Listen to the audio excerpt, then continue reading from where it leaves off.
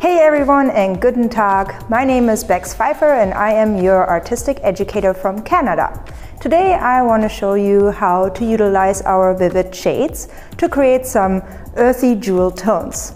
Let's get started, buckle up.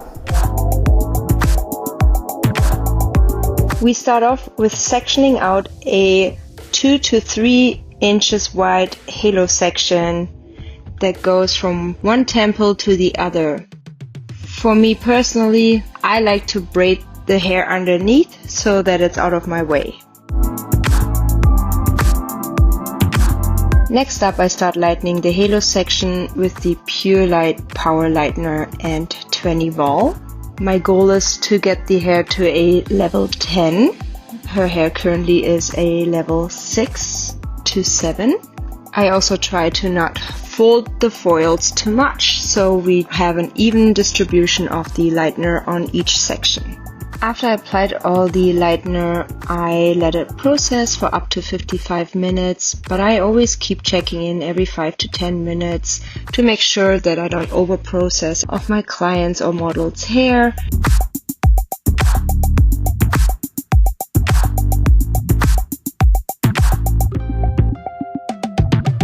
I start my Vivids application in the front. I like to slice it out in slightly angled sections, and I'll alternate between my earthy colors. Each section is very thin to make sure you have a good density of the color. Also make sure you reload your brush constantly to make sure you have enough product on your hair to make sure that color is even and saturated. Here are the colors that I formulated for this specific halo. I created my own dusty rose using magenta, pretty in pink, and black.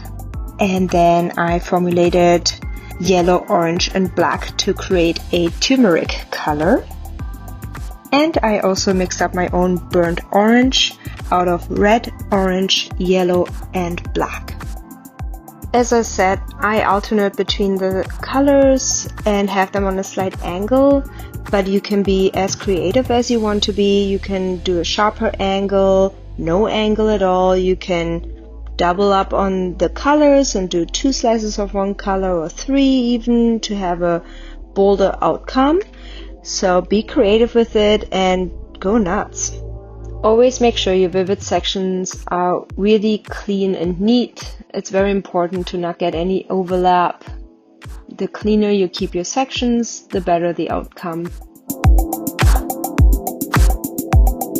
After I'm done with my Vivids application, I start putting on my base color, which is the Hydro Gloss 5R.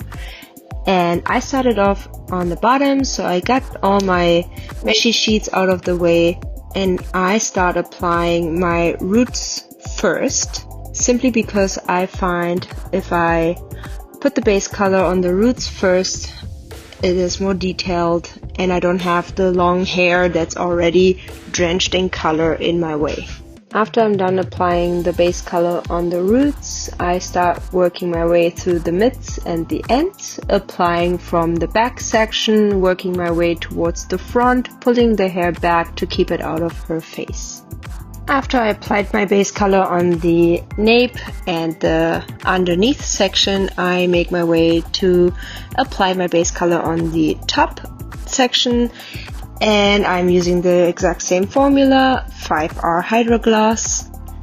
Since my halo is already put in meshy sheets, I have the perfect barrier for the top section, so I can start applying from the root straight to the end and just lay it onto the meshy sheets.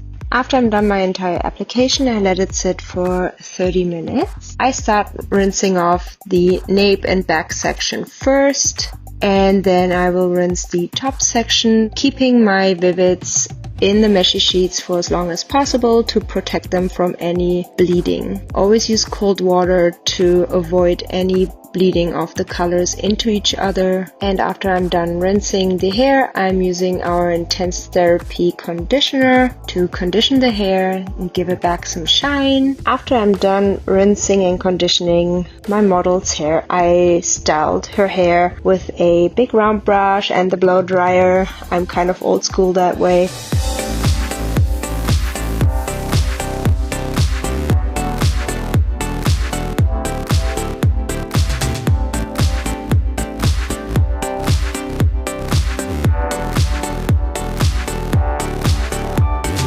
I love utilizing our Vivids with the Chroma Silk or the Hydro Gloss because you can have a wearable look that is for everyone, but still add some fun colors to it and just spice things up a little bit and make a color more interesting.